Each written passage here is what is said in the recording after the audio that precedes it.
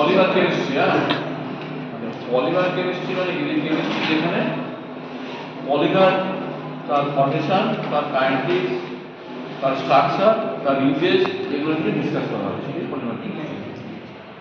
Polymer হচ্ছে এটা কিন্তু একটা ম্যাক্রোমলিকুলস মানে মনোমারগুলো কম্বিনেশন হয়ে পলিমার তৈরি হয়। যেমন ন্যাচারাল পলিমার আছে, আর্টিফিশিয়াল পলিমার আছে। তো এই যে ন্যাচারাল পলিমার মানে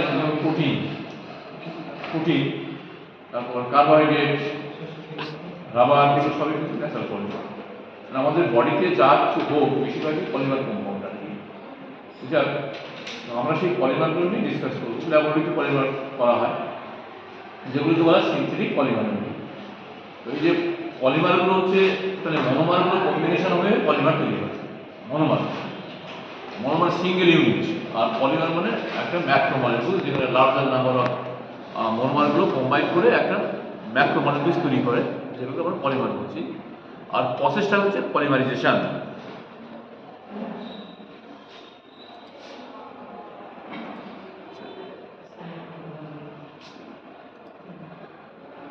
পলিমারের মধ্যে যেমন আমরা যদি পলিথিন ডিসকাস করি, পলিথিন মানে ইথিলিনগুলো কম্বাইন করে পলিথিন তৈরি করে। এই যে পলিথিন যখন ফর্মেশনটা হচ্ছে, সেটা কি হয় যে অ্যাডিশন হতে পারে, কনডেনসেশন হতে পারে। নর্মালি অ্যাডিশন এবং কনডেনসেশন। অ্যাডিশন মানে কি, যে মনোমারগুলো ডাইরেক্ট কম্বিনেশন হয়, একটা পলিমার তৈরি করে। সেখানে loss of any part of the monomer যখন কম্বিনেশনটা হবে, সেই মনোমারের কিন্তু কোনো লস হবে না, কোনো ইউনিট লস হবে না। লস না হয়ে যদি ডাইরেক্ট কম্বিনেশন হয় এবং একটা পলিমার তৈরি করে, তাহলে সেই প্রসেসটা হচ্ছে তোমার অ্যাডিশন পলিমার। তেমনি কন্ডেনসেশন পলিমার বলতে কীরকম, যে এখানে যখন কন্ডেন্স করবে দুটো মনোমার, বা যখন অনেকগুলো লার্জার নাম্বার অফ মনোমারগুলো যখন কম্বিনেশন করবে, ব্রিডিং কম্বিনেশন, তখন ঠিক মনোমারের পার্টগুলো ও মনোমারের কিছু পার্টগুলো লস হয়ে তারা কম্বিনেশন করবে। তার মানে smaller number of small molecule সেগুলো লস করে সেই স্মল মলিকুল বলতে কি এইচসিএল হতে পারে, ওয়াটার হতে পারে, ছোটো ছোটো মলিকুলগুলো এলিমিনেশন করে একটা লার্জার মলিকুল তৈরি হবে, সেগুলোকে বলা হয় কন্ডেনসেশন। নাইলন 66, তো হেক্সামেথিলিন আর ডায়ামিন, এবং অ্যাডিবিক অ্যাসিড, এরা কম্বিনেশন করে নাইলন তৈরি, নাইলন 66।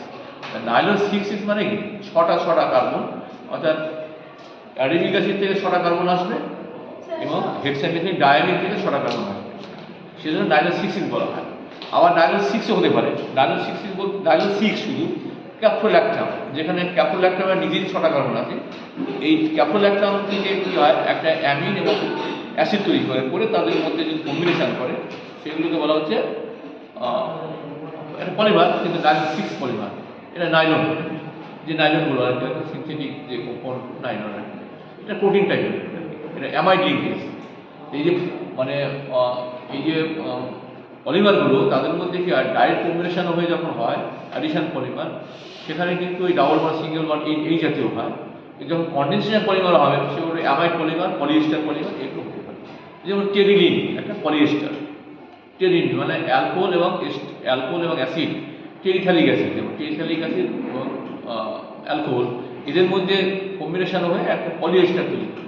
অর্থাৎ পলিয়েস্টার হচ্ছে একটা সিনথেটিক কম্পাউন্ড, এটা একটা পলিমার। যা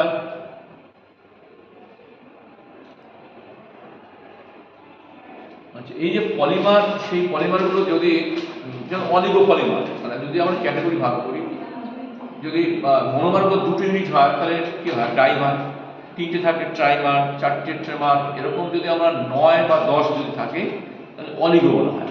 এবং 10-এর অধিক যদি হয়, সেটা পলিমার। অর্থাৎ মনোমারের ইউনিট কতগুলো হতে পারে সেই হিসেবে নাম হয়। যেমন আমরা যদি কার্বোহাইড্রেট কেমিস্ট্রি স্টাডি করি, তো disaccharide, trisaccharide, oligosaccharide, polysaccharide. Disaccharide মানে কি, 2টো মনোমার ইউনিট থাকবে। যখন সেই মনোমার ইউনিটের নাম্বারটা যদি 3 থেকে 10 বা 9 পর্যন্ত থাকে, সেগুলোকে অলিগো বলা হয়, যেমন অলিগোস্যাকারাইড। এবং 10-এর অধিক হলেই সেটাকে পলিস্যাকারাইড বলা হয়। যেমন স্টার্চ, গ্লাইকোজেন, সেলুলোজ, এগুলো কিন্তু কার্বোহাইড্রেট কেমিস্ট্রির মধ্যেই কিন্তু পলিমার। পলিমার অর্থে আমার ইম্পর্টেন্ট চ্যাপ্টার কেমিস্ট্রির মধ্যে, কারণ এটা ছাড়া আমরা চলতেই পারি।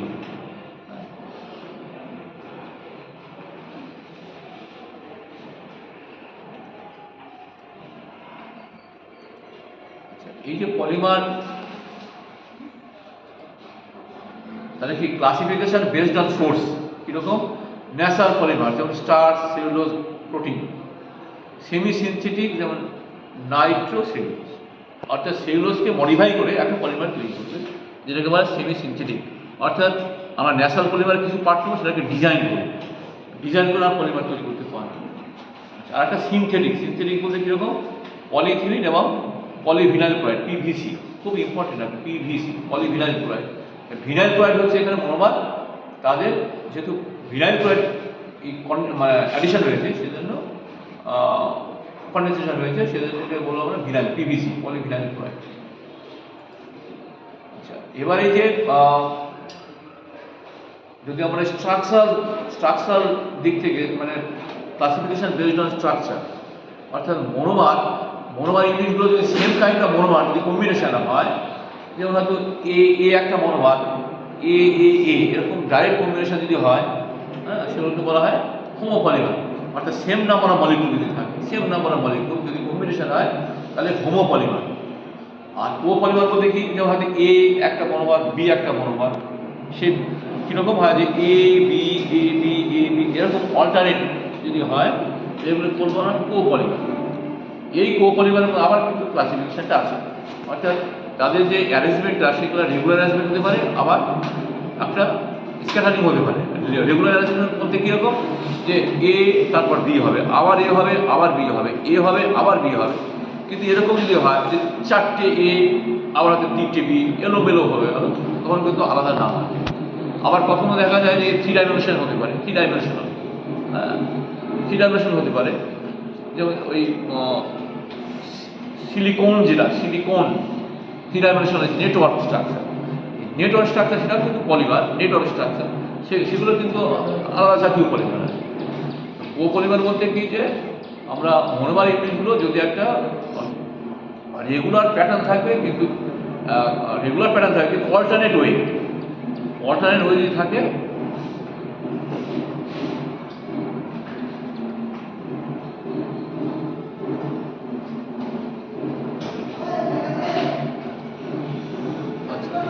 ব্রাঞ্চ পলিমার হতে পারে, নেটওয়ার্ক পলিমার। নেটওয়ার্ক মানে কি ত্রিমাত্রিক, অর্থাৎ এক্স অক্ষ, ওয়াই অক্ষ, জেড অক্ষ, এই 3টে বরাবরই যদি এক্সপানশনটা হয় চেনগুলো, তাহলে সেটাকে নেটওয়ার্ক পলিমার বলতে পারা।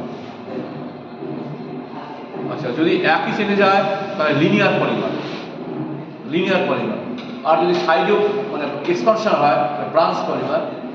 আর যদি আমরা দেখা যায় যে একটা চেন আর একটা চেনের মধ্যে লিঙ্ক হচ্ছে আর কি, সেগুলো বলে ক্রস লিঙ্ক পলিমার।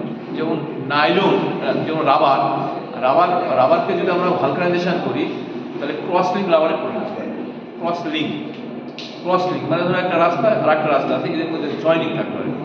তেমনি একটা লিনিয়ার পলিমার আর একটা লিনিয়ার পলিমারের মাঝখানে যদি একটা ক্রস লিঙ্ক তৈরি হয়, হ্যাঁ, তাহলে এগুলো ক্রস লিঙ্ক পলিমার এভাবে হতে পারে। এবার রাবারকে ঠিক ওই ক্রস লিঙ্ক পলিমার করার জন্য সালফার মিশিয়ে ভালকানাইজেশন করা হয়। যখন আমরা ভালকানাইজেশন প্রসেসটা করবো, তখন আমরা ডিসকাস করবো।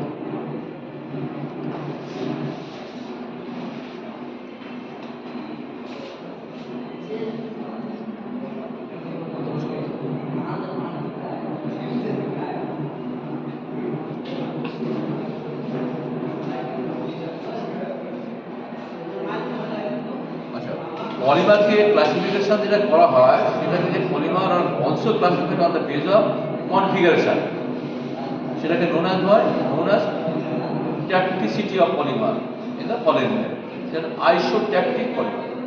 মানে কি, কনফিগারেশন ওর বেস করে যদি কনফিগারেশন ওর বেস করে যদি করা হয়, সেগুলি বলা আইসোট্যাকটিক। তার মানে হেড টু টেল, মানে একটা হেড আর একটা টেল এরকম জয়নিং হবে, ওই একটা ম্যাক্রোমলিকুলস তৈরি করতে। তার মানে classification based on configuration.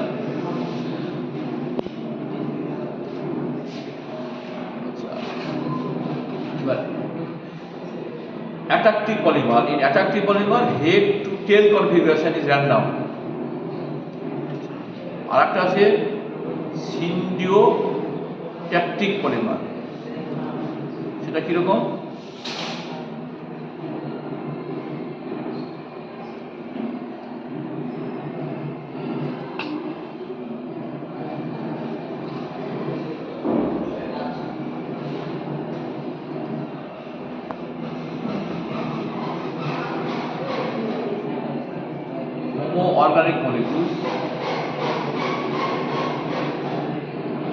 Polysaccharide, protein, DNA, RNA সবই কিন্তু পলিমার, সবগুলোই পলিমার, ওগুলো ন্যাচারাল পলিমার মধ্যে পড়ছে আর কি।